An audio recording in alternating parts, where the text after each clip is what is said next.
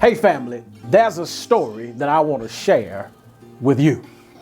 There's a story about a young man who was an elder brother to his baby brother, who at the time was an infant. How much love this big brother had for his baby brother, because every time he heard the cry of his baby brother, he would go to his rescue and pick him up out of the crib, and he would rock him to a silent slumber. His mom walked in the room and said, "Son, what are you doing? Put that baby down. You've got to stop picking him up and taking him out of the crib every time he cries. Let him cry himself to sleep." Well, that big brother did what mom told him to do. He put him back in the crib. Baby, at this point in time, begins to cry. He's getting louder and louder and louder. And so this big brother cannot take this baby brother going through so much distress. This big brother decides to come up with a great idea, and that is that he would not take the baby out of the crib, but he would get in the crib with his baby brother.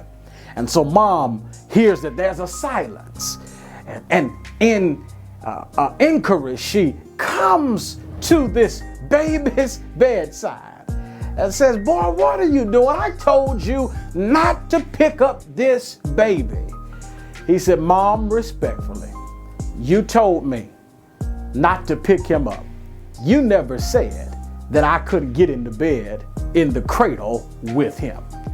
And that's the story for us today, friends, that God may not take us out of the situation, but we've got a big brother by the name of Jesus who will get in the situation with us. And that's what I want to say to you. It's just like those 3 Hebrew boys in the fiery furnace. God may not keep us from the furnace, but the promise that we have is that He's with us in the furnace. And so, no, He may not change the situation, because God may be trying to change you in the situation.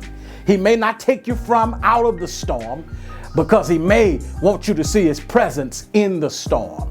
He may not change the situation of the lion's den, but He'll give you the comfort of knowing that He will be there even in those moments and times. So trust God that He's in it with you, even when He doesn't take you out. And that's what I pray today, that you'll see God in the person of Jesus working things for your good. That so much so that you'll see that He walks with you, and He talks with you, and He tells you that you are His own. He's in it with you. Trust God and see God's hand like never before. God bless you. Peace.